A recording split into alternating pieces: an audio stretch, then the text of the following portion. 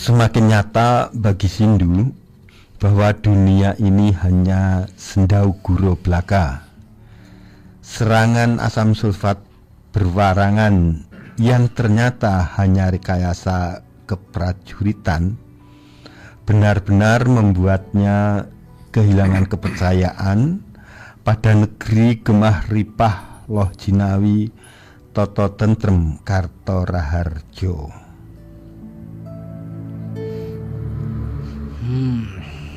Rasanya bila harus memilih, saya sebenarnya ingin mengundurkan diri dari lakon ketimbang terus-menerus bergulat dengan para bandit dan koruptor yang seolah tak ada habisnya. Tapi kalau Pak Sindu keluar, teman-teman pasti akan ikut menyerah, Pak. Dan untuk sementara, Singaraja negeri orang lebih aman bagi Pak Sindu. Teror siraman air keras berwarangan itu tidak akan membuat Pak Sindu menyerah. Ya Pak Yudis, saya tidak akan membiarkan keserakahan para penguasa dan juga kebengisan para prajurit merajalela. Saya tahu Pak Sindu sama sekali tidak takut, sama sekali tidak gentar.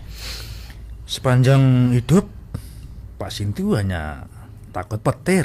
Betul Pak Pramono, karena bagi Pak Sindu, petir merupakan peringatan akan kekuasaan Tuhan yang begitu besar. Benar Pak Yudis, bagi saya takut pada petir itu berarti takut pula kepada Tuhan. Bagi saya Pak Sindu, saat terjadi penyerangan sangat aneh. Tidak ada pemimpin yang membela Pak Sindu. Itu juga menjadi pertanyaan saya, Bu Artika.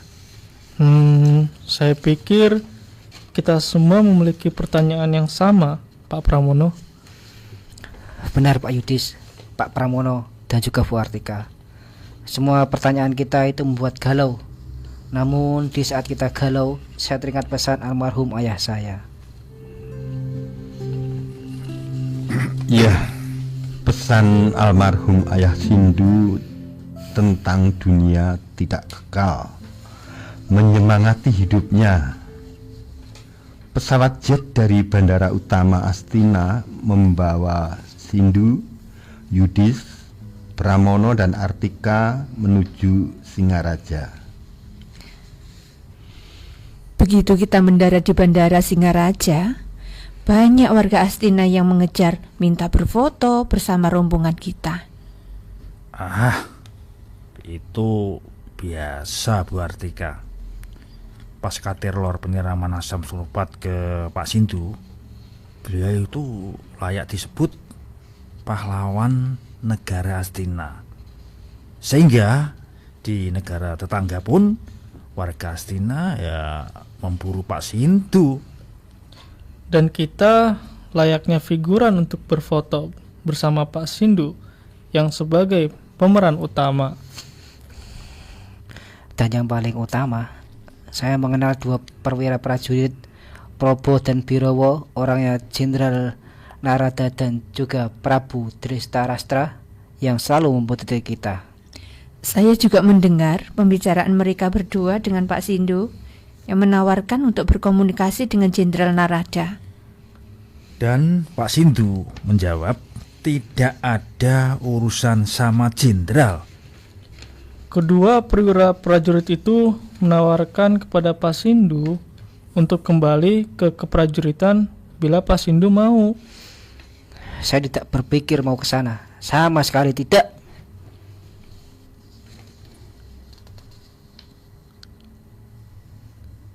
Sindu merasa aneh dengan tawaran itu.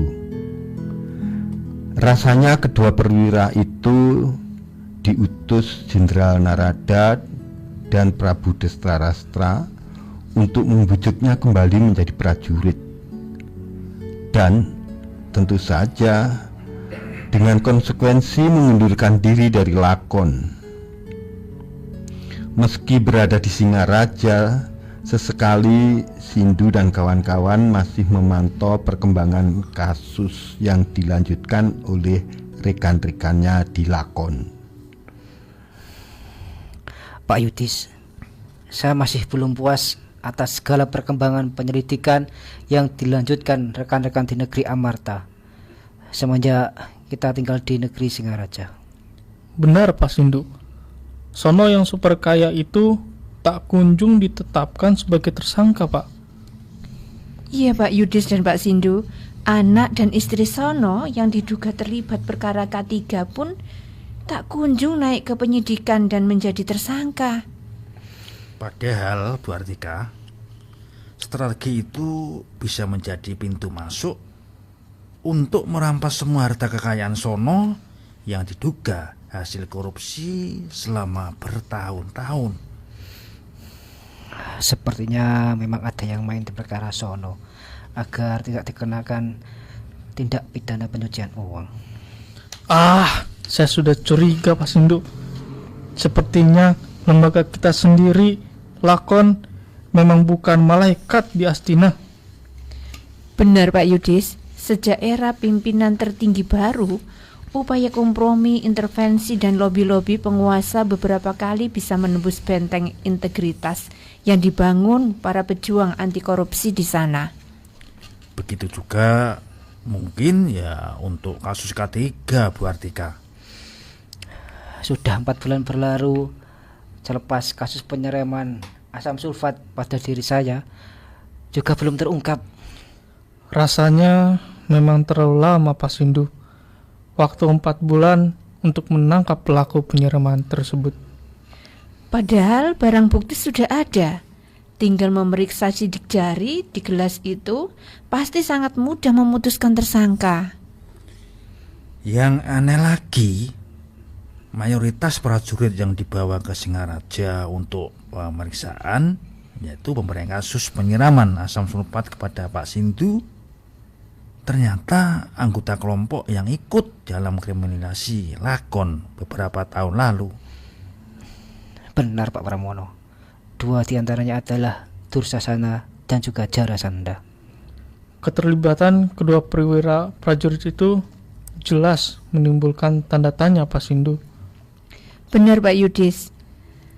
Jarasandha adalah mantan penyidik Lakon yang sempat berseteru dengan Komisi Anti Korupsi sebelum era Pak Asmuni. Ya Bu Kartika, Jarasandha kala itu membuka aib perilaku pimpinan Lakon yang tidak sesuai prosedur. Akibat friksi itu Jarasandha mengundurkan diri. Dia kembali bertugas sebagai prajurit. Sementara Dursasana merupakan tangan kanan Prabu Drestarastra. Dia ikut berseteru dengan Sindu 2 tahun sebelum penyerangan dengan asam sulfat terjadi. Saat itu saya menyidik kasus simpanan duit gendut Prabu Drestarastra dan menetapkannya sebagai tersangka. Benar Pak Sindu. Saya ingat Lakon dan keprajuritan geger waktu itu. Iya Pak Yudis. Hingga waktu itu muncul ya istilah biawak versus komodo itu. Saat itu Lakon yang menjadi biawak itu Bu Artika melawan komodo yang ukurannya jauh lebih besar. Rekam jejak keduanya yaitu perwira prajurit itu masih tersimpan baik dalam memori saya Pak Ramono. Sehingga kemunculan mereka berdua sebagai anggota tim penyidik perkara penyiraman asam sulfat tentu menimbulkan indikasi adanya konflik kepentingan dan motif dendam. Begitu kan Pak Sindu? Itu jelas pemeriksaan formalitas Pak Yudis. Tapi Bu Artika, momen ini justru bisa kita manfaatkan untuk menyampaikan semua indikasi keterlibatan pejabat tinggi keprajuritan dalam kasus ini. Tepat sekali Pak Pramono. Dugaan itu paling relevan karena hingga berbulan-bulan pelakunya belum juga diungkap. Di otak saya berkecamuk pertanyaan sejauh mana keterlibatan Duryodhana Sakti Pasindu. Dan saat inilah Pak Yudis, waktu yang tepat untuk memastikan apakah Duryodhana memang berada di balik penyerangan itu. Pasca penyerangan itu, rekan-rekan di keprajuritan secara diam-diam memberikan info kepada saya mengenai keterlibatan Duryodhana Pak Sindu. Benar Pak Pramono, saya pun mendapat info bahwa peran Duryodhana sangat sentral. Dia adalah aktor yang memerintahkan kepala keprajuritan wilayah Mayapada Utara untuk menghapus sidik jari di gelas asam sulfat perwarangan itu. Namun info itu masih abu-abu. Sindu tak mau menelannya mentah-mentah. Pemeriksaan pun dimulai. 2 perwira prajurit masuk ke dalam ruangan. Beberapa saat kemudian Sindu menyusul. Bagaimana hasil pemeriksaan Pak Sindu? Nihil Pak Pramono. Hingga pemeriksaan selesai, saya tidak mendapatkan jawaban soal keterlibatan Duryodhana. Dulu Jenderal Narada di Istana Perdana Menteri di hadapan ratusan media mengatakan bahwa ia tidak menemukan sidik jari di gelas penyerang itu, Pak Sindu. Ya, saat itu dia mengatakan saat akan diswipe menggunakan serbuk besi, gelas asam sulfat masih basah, sehingga sidik jarinya hilang. Pernyataan Jenderal Narada itu menyebar cepat di media. Ya, semua orang percaya dengan pernyataan itu. Namun bagi saya pernyataan itu merupakan suatu kekonyolan fatal.